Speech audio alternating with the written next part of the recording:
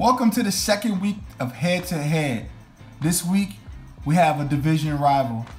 A guy who should have been Rookie of the Year last year. 73 tackles, 6 sacks, 6.5 sacks. Just balling out there. From Honolulu, went to Puna High School. I ain't got to say much more. Oregon University, DeForest Buckner. What's up, man? What's up, man? How you doing? I'm doing good, man. You know how it is. The first week, y'all lost too, man. You know, it's never good when you lose and you have to go to work the next day. It's like death happens. It's like you can't laugh, you can't do anything. It's like once you lose, everybody's just looking at you. Everybody's like, it's just quiet. Exactly. And you got to wait a whole another week to get another chance to get that dub, man. It sucks. It does suck. We both lost last week.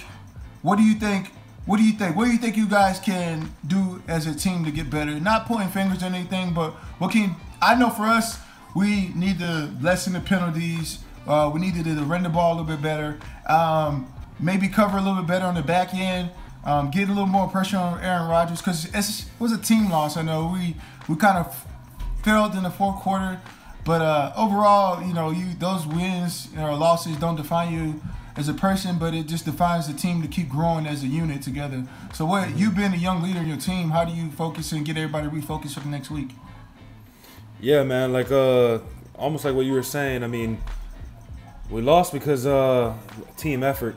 We had too many penalties on offense. We had a couple on defense. Got to limit those. And also, I mean, we needed to put more pressure on Cam. And, it starts with me and the defensive line. So we need to do better on our rushes together, especially the rush lanes, because he got out of broke contain a little bit. And once the offense get that rhythm, the defense, we started off pretty strong, and we got to come off stronger this week. Going against Russell and all them boys. So it's gonna be a challenge this week, especially as a division. Y'all are the division rival, so we got to hit the ground rolling this week. The next question is the stadium. I think our stadium is the most legit stadium in the world. And I just want to know what it feels like to be an opponent and come in and step into our domain. I always feel like Maximus, are you not entertained? Is this not what you came in for? I feel like we're in Rome because it's just rather thumb up or thumb down. So how's it for you guys? Man, it's crazy. Last year was my first year experiencing it, man. It was nothing. I've never seen anything like it, man. Back in college, I thought Eugene was loud, and I felt like I was in a college game. It was unreal, man. You could barely hear each other. I know the offense, man. When they were out there, they had to take a couple timeouts. They didn't want to. They couldn't hear each other. I mean, it was insane, man. And I can see why you guys do so good on defense at home, because it is unbelievable. We feed off the energy, but the energy is unbelievable. To have a fan base like that, bro, it just makes the game so much easier, because when you down, you see that crowd going, you gotta match the intensity, and they start playing, these haters can't hold us, man. These haters can't hold us, man. These haters can't. And bro, it just comes out of nowhere for me, and I'm just super crazy about it. And then, so you've been a young player, been around the league, been in the league this year, coming to your second year. What is it like playing Russell Wilson? He's so dynamic from the other quarterbacks in the NFL. Do you see, what's the tangible, intangible things that are just for him just to be great like that? Yeah, we were watching film again today, and I mean, just watching how just his different escape routes when guys are rushing him during the pass. I mean, he can escape anywhere. Whether it's breaking the contain outside, stepping up in the pocket, using his feet, and looking downfield to see if his receivers are open. You know what I mean? And it's hard because he's so small and shifty. And when you get free, I mean, it's like one-on-one. You're one-on-one with him, and you can step to his right, his left. It's insane. So you really gotta, as a unit, just push that pocket and kind of make him have to move in a small space. So it's going to be a challenge this week. And that must be hard because on y'all defensive line, Ernest Dumerville is the shortest guy. You're 6'7". Eric is 6'7". Who's the nose tackle? Earl Who's Mitchell. the nose tackle for you guys now? Earl Mitchell. He's short. So Yeah. besides you two guys, and you two guys are so tall, like you can easily jump over. Didn't last year you tried to tackle him? He went under you at one play or something like that. Something like that, man. It was. Or was it insane. Eric? Yeah. One of us. The Rams. How do you feel about Aaron Donald right now, his contract situation? Because this contract situation, really, it plays to your hand. What happens to him is a trickle-down effect what happens to you. So, I know you're watching it. You can't tell me you're not watching it closely, because right now, you're a dominant defensive lineman, and a year and a half from now, you're going to be the guy that we're watching, and it's going to flash across the screen. And what do you think that he should have a fully guaranteed contract? Yes. I mean, honestly, I think the whole NFL should start giving out fully guaranteed contracts, man. It's crazy how most sports, basketball, baseball, majority of they're getting majority of their contract guaranteed. And man, a guy like Aaron Donald, he's one of the, if not the best 3-tech in the game right now. I mean, he's on a day-to-day basis killing it. Beast. And I'm trying to see him get that bag. I'm trying to see him get that bag, so future guys like me and a couple other guys can get paid too. I know you are, because it's like, and he gives so much to that team. Even as a rival player, watching him play is always good, because I love watching defensive linemen play. I just love when it's dominating the game, and he does a great job of dominating. And I think he does deserve that contract, and hopefully he gets it soon. But I understand that he didn't want to lose any money, because he's trying to get more money, and at the same time, they're going to take it. So I respect him coming back in at the last moment. He pushed it to as far as he could go. Yep. Tonight, Deshaun Watson is going to start in the game. I know Tom Savage is sitting on the sideline looking like, this should be me. Do you think that he should be playing in the game? Do you think Deshaun Watson should be starting? Because I know that was how I'd be on the sideline. I'd be like, this should be me out there right now. But it's not him right now. I mean, do you feel like Deshaun Watson's earned that position after one game? Maybe not after one game, but I mean, I can see why Houston's doing that. And I mean, Deshaun Watson, he's a baller, man. I mean, coming from college, the things he did in the Natty. If he performs well tonight, I think he'll have a set in stone starting position for the rest of the season. But then again, he's a rookie quarterback, and I feel like if he feels that pressure in his face, he's going to get startled a little bit, especially, being a rookie quarterback in this league. I saw it last year on Jared Goff's face when we were getting to him. And, it's going to be a good game to watch. Yeah, I agree with you, because I feel like the college quarterbacks don't really get hit, because in college the teams are so far apart. You play for Clipson, you play UAB. The talent margin is so different. Yeah. But in the NFL, the talent is so close. So I feel like those quarterbacks who didn't have to experience that adversity, maybe one game a year when they played the national championship or the SEC championship or ACC championship, where there was both teams were really good, but every week you're in the NFL. So I'm waiting to see how he deals with the adversity that's going to come with playing with a beat-up offensive line, because honestly, I wouldn't want to get behind the offensive line. I'm not saying that the Jaguars are Super Bowl contenders, but the Jaguars had 11 sacks. That's 10 more. They're only 10 away from how many sacks they had last year. They had 21 sacks as a team last year, but 11 in one game. Hey. Also, speaking of Texans, they got two superstars, one being J.J. Watt and the other being Brian Cushing. He just got popped for 10 games for PEDs.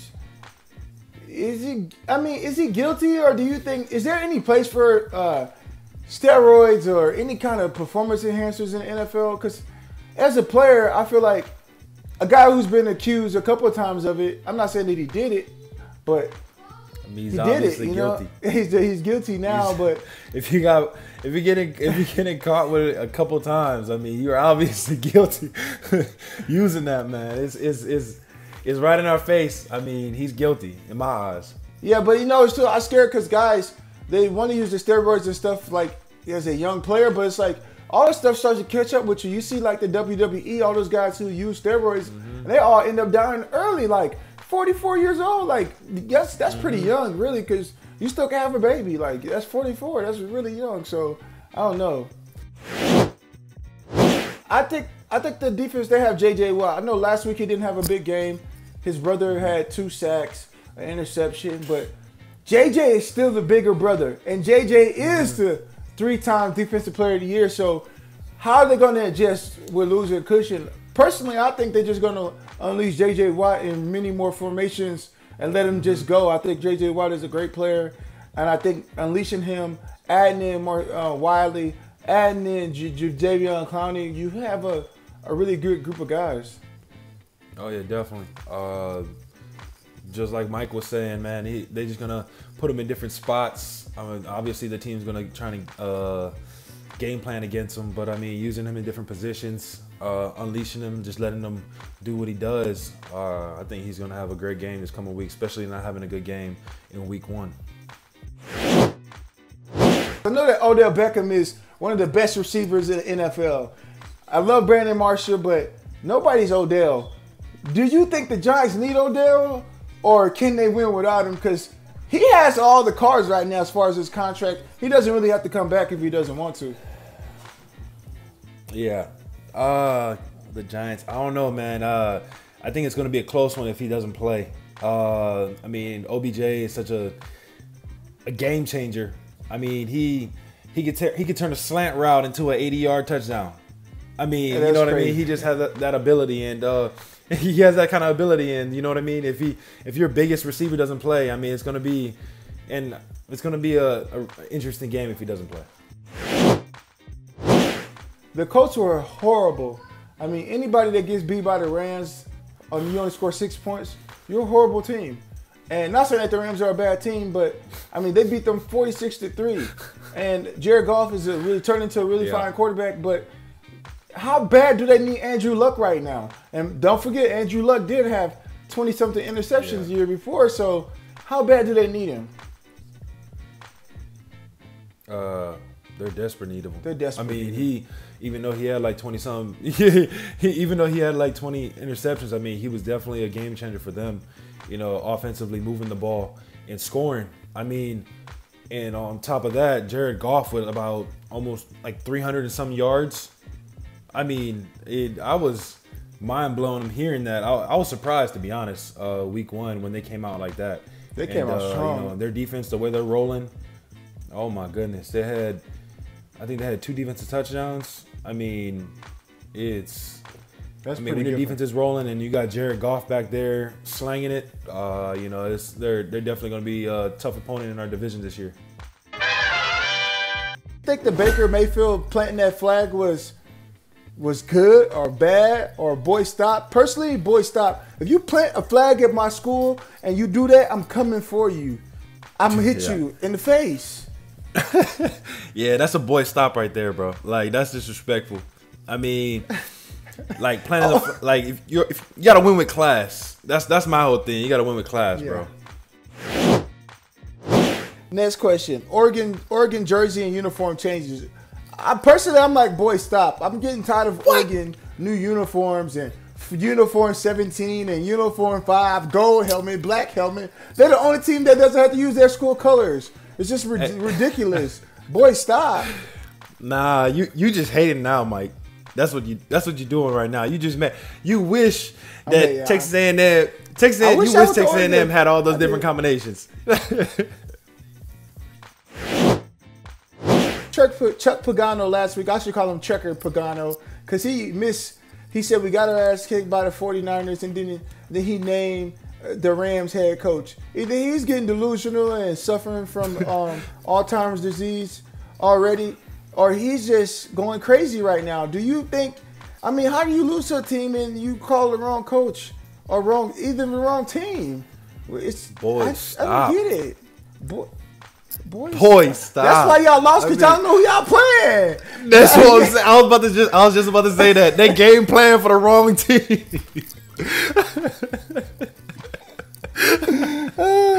Okay. Man. Do you think you do like the Cleveland Indians logo? I think it's a bit racist, honestly. It's because if there was the Cleveland black man, people would be getting mad.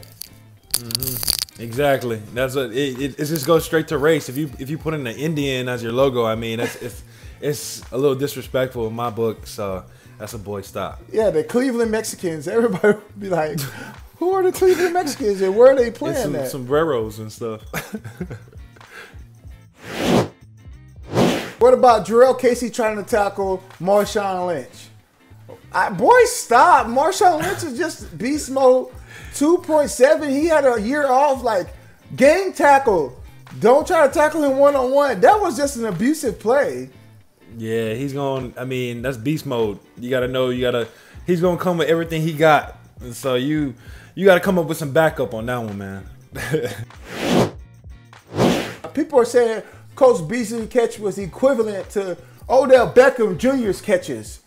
I'm just, boy, stop. Odell is a one-of-a-kind receiver. I don't want to hear about Coach Beasley and Odell Beckham ever in the same breath. I mean, you say Coach Beasley, you maybe say Brandon LaFell or maybe Marcus Goodwin. You don't say Beasley and Odell. That's just my opinion. Boy, stop, fans. You just go too crazy for the Cowboys.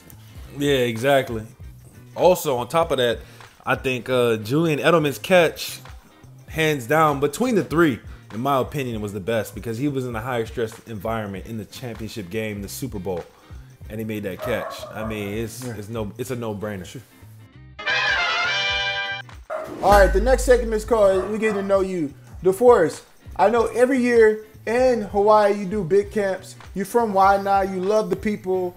Why do you get back to the community so much? When people would say, "You already made it, man. Why give back to your community? Why makes you want to do that?" Yeah, I mean, you got to never forget where you come from. You know, I grew up, I was born and raised in Waianae my whole life. And, you know, I love the people there, all my family's there. And, you know, the community I grew up in, I love it. And so, you know, having the opportunity to give back and, you know, make sure kids get that opportunity like I overcame and got out of that little comfortable, I guess there's a comfortable little knit that you get when you grow up out there and you don't want to leave home. But I left home and I found opportunities, and I want to give kids that opportunity to get out of the community and do big things. And you know, just giving back that's a blessing, a wonderful feeling. Thank you, man. In your campus, you got a lot of kids out there. They love you out there. It's good that you give back to everybody out there. So yes, thank you, man. Next thing is the side hustle. This is the last. We like the last side hustle to talk about things that are happening and making money. You see, Westbrook just read up with Michael Jordan and his brand, a 10-year deal. I think the only other presidents that had a 10-year deal was LeBron and James Harden. Now you got Westbrook, the current MVP. Would you buy his shoes? Would you want any of his shoes? I don't know, because me personally, Westbrook just don't pass the ball. I'm just like, are these shoes going to make me more selfish? That's what I feel like. If I put his shoes on, am I going to be at home and my wife is going to ask for the eggs and they're going to be like, more eggs for me? Or I'm going to be in the car and like push my kids out the bed. Like, I just feel like when I wear Westbrook shoes, I'm just going to become real selfish and just start hogging everything. Yeah. Give me all the serve. How do you feel about that, Westbrook new shoes and his new deal? Man, I mean, personally for him, I mean, that's a good thing. You know, he got to re-up. He got his own shoe now going out. I mean, it's a great deal.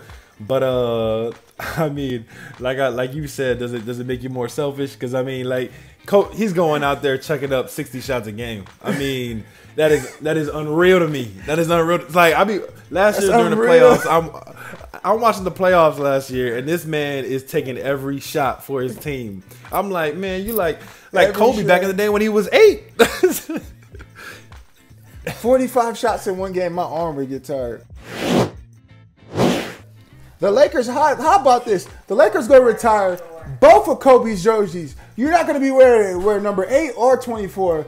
I think that's a little outrageous to retire both jerseys. Like, what? Like, both jerseys? I mean, pick one.